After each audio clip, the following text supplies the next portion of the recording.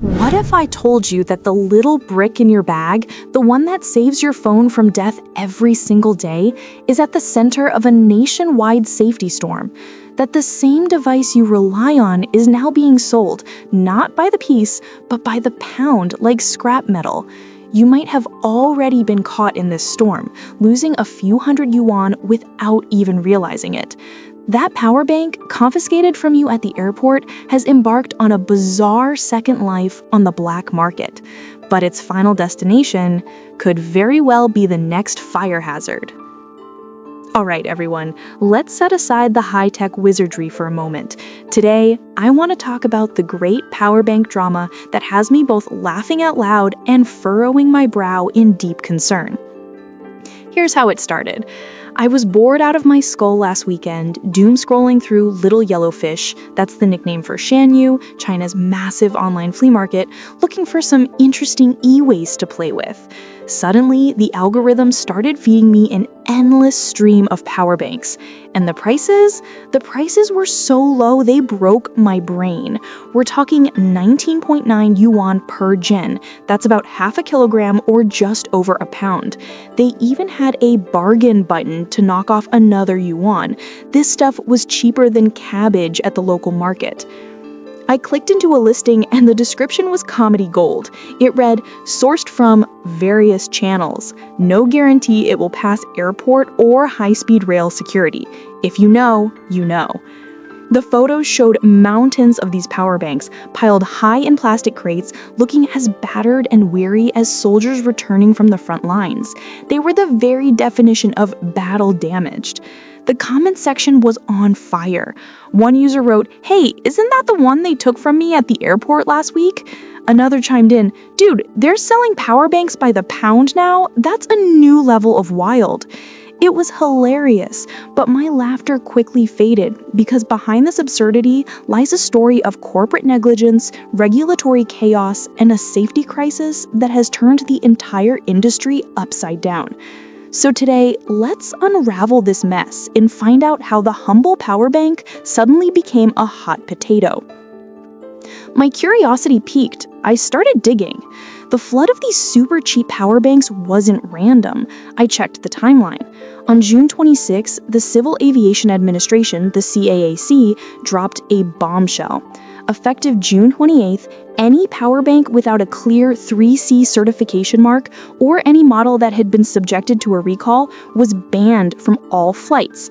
And guess when these by-the-pound listings started exploding on Little Yellowfish? June 29th, a perfect seamless handoff. I messaged a few sellers, playing dumb. One was shockingly honest. He said, "Our source is the airports. Right now, 80% of power banks can't pass the new security checks. They're piling up by the ton." One seller even boasted they could wholesale these confiscated goods to Africa or Malaysia. I had to wonder, how do you ship these things overseas when even domestic couriers won't touch them? Are they strapping them to carrier pigeons? This whole thing blew up online. The hashtag #MyPowerBankNowLivesAtTheAirport at the airport went viral. People were either mourning their lost devices or desperately asking for recommendations for brands that actually had the 3C logo. We're talking hundreds of millions of views in just a few days, the kind of buzz usually reserved for a celebrity scandal. So why did power banks suddenly become public enemy number one? The story really begins earlier this year with a series of fires. The brand Romoss, you probably know it, it's famous for being cheap and popular with students, had several of its power banks spontaneously combust, just smoking, catching fire, and terrifying their owners. In May, Romoss officially recalled nearly 500,000 units. At first, people joked online saying, "There goes Romoss, crashing and burning again, masters of making junk." But then, just a few days later, Anker, a reputable mid to high-end brand, announced its own recall of over 700,000 units. Now, nobody was laughing. If even Anker was failing, was the entire industry about to go up in flames? The truth was even more alarming. The problem wasn't with Romoss or Anker, but further up the supply chain. The culprit was a battery supplier named Amprius, a titan in the industry. Their client list is a who's who of electronics. Romoss, Anker, Ugreen, Basis, even Xiaomi has used their cells. Amprius had outsourced the production of 2 specific batches to a smaller factory. That factory, in a bid to cut costs, switched the raw material used for the separator film between the positive and negative electrodes. This made the film prone to failure. In simple terms, it created the perfect conditions for an internal short circuit, leading to thermal runaway, a taking bomb. The scale of this is staggering. The Chinese powerbank market is worth over 50 billion yuan, with nearly 200 million units sold annually. Amprius supplied the batteries for a third of them. The industry was a house of cards, and the foundation was crumbling. This explains why the CAAC finally acted. There had been already 15 incidents of powerbanks catching fire mid-air this year alone. But here's the disastrous irony. The CAAC's new rule requires the National 3C Safety Certification mark. The problem? That 3C certification only becomes mandatory for powerbanks on August 1st, 2024. Do you see the problem? The vast majority of power banks currently in circulation, over 80% of the more than 1 billion units out there, were produced before this new rule and before the label was required. This means at least 800 million power banks, whether from a premium brand or a no-name factory, are now at risk of being confiscated, simply because they lack a sticker that wasn't even mandatory when they were made. It was a regulatory whiplash that instantly rendered countless devices obsolete.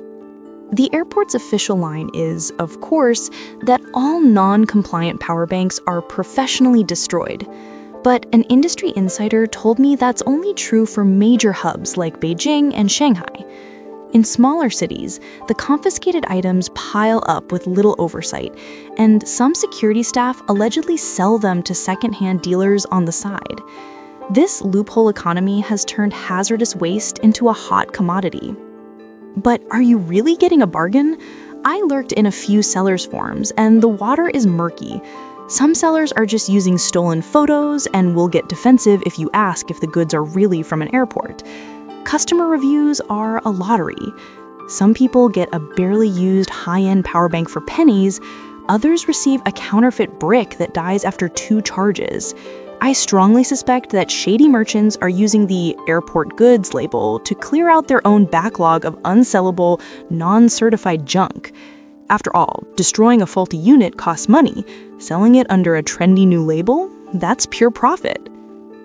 This whole fiasco is acting as an industry-wide purge. On one hand, sales of compliant 3C certified power banks have surged by 50%. Brands like Anker and Xiaomi are rushing to add the new labels and are even raising prices by 10%. On the other, the small, low-quality factories are being wiped out. Experts predict nearly a third of them will close by year's end. But the real threat is an existential one. The industry is being squeezed by the very devices it's meant to support. Smartphone makers are in a battery arms race.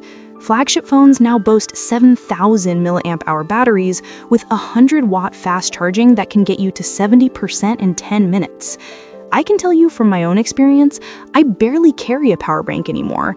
My 65-watt fast charger and an airport outlet are all I need. The power bank is becoming what we in China call a gilet, or a chicken rib. Not quite useless enough to throw away, but not valuable enough to be essential. So my advice is simple. Don't touch those airport goods on CNU. The price is tempting, but the risk is far too high. You could lose your money, or worse, you could lose your home. This isn't just a story about faulty batteries. It's a turning point. For the power bank to survive, it has to evolve. It needs to become smarter, safer, and more innovative. Otherwise, the sight of them being sold by the pound won't be a temporary anomaly, it will be their final, undignified fate. It reminds me of a poem one might write for our times. A swift decree, like an arrow's flight, bans hidden risks from the iron bird's height. At airport gates, the mountains of despair are sold by pound, a truly wild affair.